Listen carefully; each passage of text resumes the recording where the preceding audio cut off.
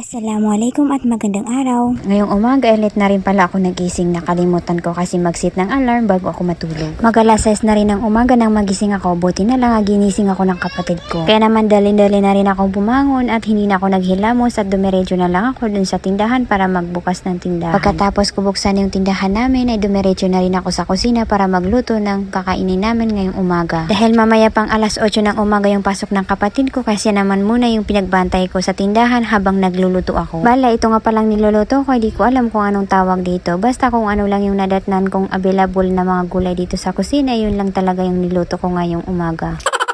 Bali, ang una ko nga pala ginawa dito sa niluluto ko kanina ay nagisa lang ako ng bawang at sibuyas. Pagkatapos, sinunod ko na rin yung kamatis at saka yung sayote. Pagkatapos, tinimplahan ko na rin yan ng asin, paminta, patis at saka seasoning granules. Nang medyo nang malambot yung sayote, ay saka ko naman isinunod ihalo itong scrambled egg. Kaya naman pagkalipas ng ilang minuto ay luto na rin itong niluluto ko. Mga bandang alas 2 nga pala to ng hapon nang maisipan kong luto itong mais na binigay sa amin ng kapatid ko. Kahapon ng hapon nila yan binigay sa amin at ngayon ko lang siyang lulutuin. Muntik ko nga pala yan makalimutan lutuin dahil nakatago yan sa ilalim ng lamesa namin sa tindahan. Kung hindi ko pa talaga nakita na kanina na hila-hila ni Bibi yung plastic na pinaglalagyan ng mais na yan, baka nabulok na yan doon sa ilalim ng lamesa. Medyo basa kasi ang mais na yan kahapon nung binigay nila yan sa amin dahil umulan ng malakas. Tsaka medyo may amoy na rin ang mais na yan ng kaunti dahil na rin siguro sa pagkabasa niyan kahapon. Ang sabi sa akin ng isa kong kapatid na lalaki kanina ay yellow corn daw ang tawag sa mais na yan. Ang sabi pa nga sa akin ay matamis daw yan. Kaya naman kahit hilaw ay tinikman ko na rin yan. Napansin ko na sobrang makatas ng mais na yan. Tama nga sila na matamis to kahit hindi pa naluluto. Ito yung unang beses na makatikim ako na ganito katamis na mais at tama nga ang chismis na matamis nga ito.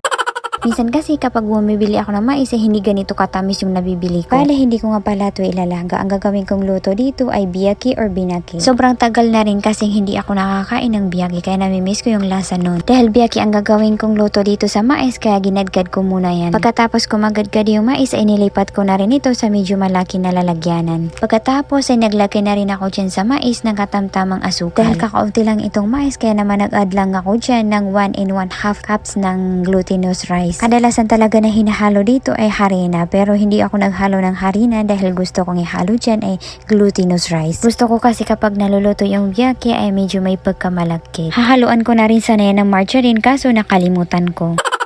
Pagkatapos ko mapaghalo-halo yung mga sangkap na hinalo ko doon sa mais, ay isa-isa ko na rin ito binalot dito sa balat ng mais. Konti lang pala yung nilalagay ko dyan sa cover ng mais dahil kapag nasubrahan ng laki ay hindi na yan natutupi. Pasensya na nga pala kung pangit nga pala yung pagkakabalot ko sa mga yan dahil hindi ako bihasa sa ganyan.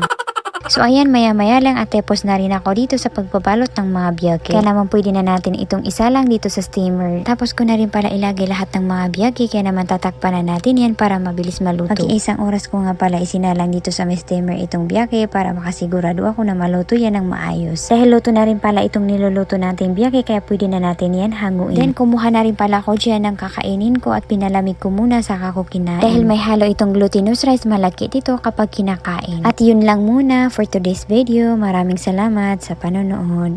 Bye!